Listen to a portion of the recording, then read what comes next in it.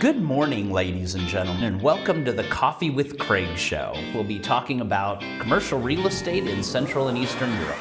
So, good morning, ladies and gentlemen, and welcome to a special edition of the Coffee with Craig show. I'm here with Preston Smith, the president of CCDI, Corporate Due Diligence and Investigations, and he's out with a brand new cheat sheet. So I guess Preston, welcome to the show, and I guess we can call this sort of Coffee with Craig, the good, the bad, and the ugly today. Yeah, I guess so. Okay, yeah.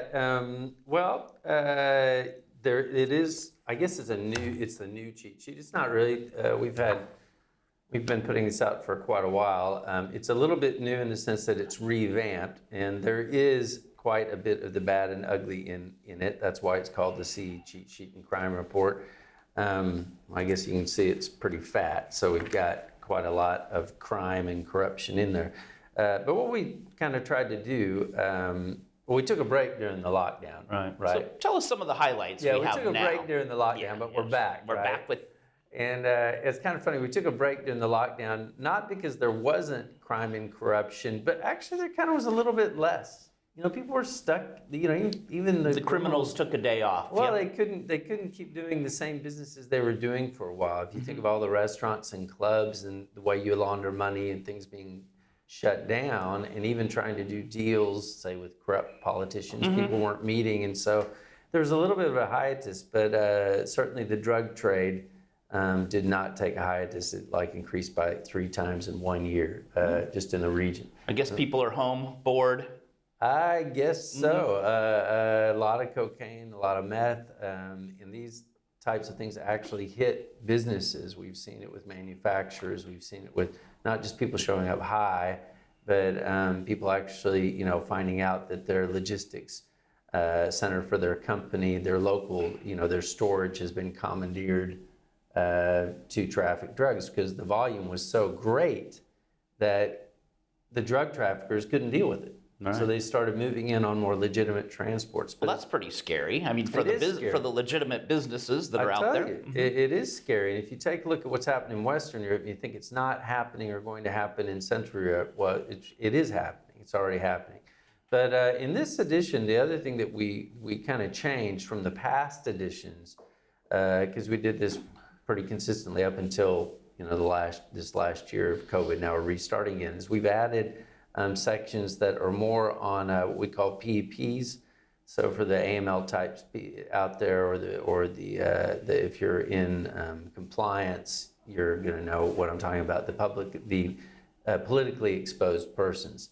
So for each part of the region, we have sections where we highlight what's happening, who these politically exposed persons would be. So if you take a look in what the our kind of region, you'd call that the Visegrad region with Poland and the Czech Republic and Slovak and Hungary, where we go through and talk about who's gotten in trouble and what they've been up to, and there's more than you'd think. So good to know, especially even for new business people coming in. This is only a month. Right, this is that's only a lot. And to tell you the truth, we could probably do this much just on each country, except we have to actually. Crime seems to be a pretty flourishing business this month. Well, they say it doesn't pay. It obviously pays a little because there's a lot going on. They're doing it. Yeah. There's a lot going on. But in the cover story though, what we really talk about is the spyware scandal.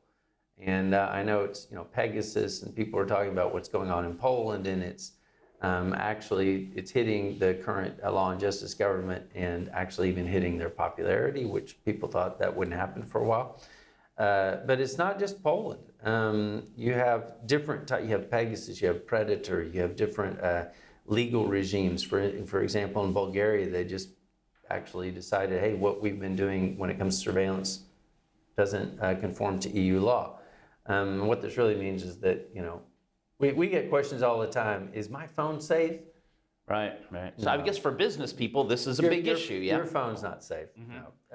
Yeah, it is, and it's not just a case of government spying. It's just not, because the headlines are Pegasus. The governments were buying this. Of course, Hungary got caught first, and then Poland, but also Serbia. Different governments have been using Pegasus ostensibly to spy on criminals. However, when you get into questions of warrants and do you need a warrant, do the Secret Services use warrants, you have a lot of questions about privacy. But also we know from the past that there has been quite a bit of business, just private spying, illegal surveillance. You know, we're a detective agency. I'm a licensed detective. You can conduct surveillance legally, or you can put bugs under the table or infect people's phones.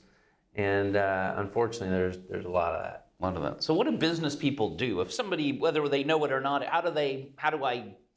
do I have to call you to get this sorted out, or how do I make sure it's okay? If you think that you have a real problem that is affecting your business, and for example, we've seen businesses that have had, they're in tenders, and they keep losing tenders. Why do they lose tenders? Because someone else is cheating. They've infected their computers with, these key recognition software. They even had one where there was a bug on the ceiling. It was taking photographs of a guy's desk. We found the bug. This was an expensive bug. And so they were taking pictures of the tender preparation document so they could underbid. Sure. Right. And they're bid $1 more and you win it, right? And people think things like these don't happen, but they actually do. And it's been fairly, I wouldn't say widespread, but it's encountered more often than you might think. Right. In the region. That's one thing. The other thing, though, is if you have a phone and you get the zillion SMSs, you can't just open stuff. And people open links. And yeah, you get infected. And I'm not going to say most people's phones are infected or their computers, but it's a problem. Not difficult to do. No, it's a plague right now. Right. So you've got your warehouse you got to watch out for, your fulfillment center with what's going on It there. all comes down to employees. Someone inside is working on it. You need to vet your employees. And when you talk about social engineering scams or all these scams that you read, that you might see in the cheat sheet, or just in the newspaper, or hear about from your friends.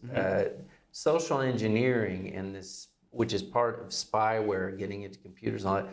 This is a multi-billion euro illegal industry in the world, basically in Europe. Right. And so that gives you an example of how widespread this is and how you need to be careful with your information and protect not just your emails, but actually how your companies function.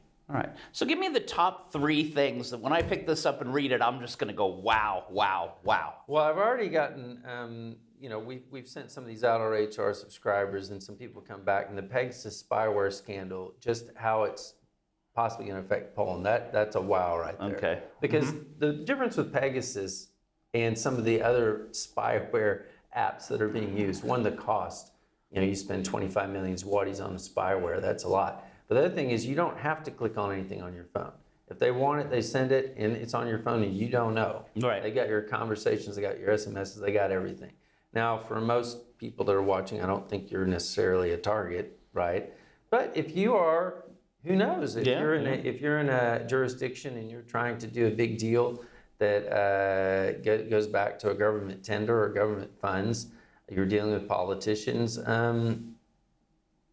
an issue. Yeah. It's an issue. Okay. It's something to be aware of. That one's going to wow you. I think just if you take a look at even if you just take a look at the crime roundups and you see the level of the narcotics flowing into the region, that's a wow just right there. And then of course we have the Vor of the Month, which we put at the end, which is always kind of you have to download to read that. It's always kind of popular and fun, but anyway.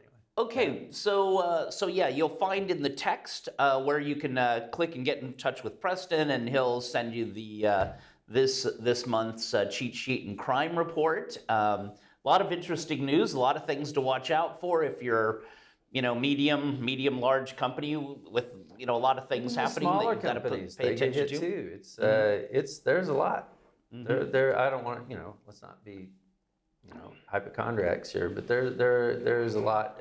Unfortunately, like I said, crime pays a little. There's a lot of people doing it. Well, anyway, even if there's just someone blackmailing the some of the people in the company, right? Good to give you a buzz or let you know see what's going on. So great, Preston. Great to see you again. And also you can find everything on CDDI. But drop Preston a message if you'd like to get a copy of this. Always exciting reading. And thanks for joining us once again. My pleasure. All right, so we'll see you at the CE Retail Awards as well. So if Right. your guys are going there, meet Looking up with, forward say to hi it. to Preston there too. Okay. Enjoy the rest of the day, and thank you for your time. Click here to subscribe to the Coffee with Craig show, and don't forget to share it with your friends.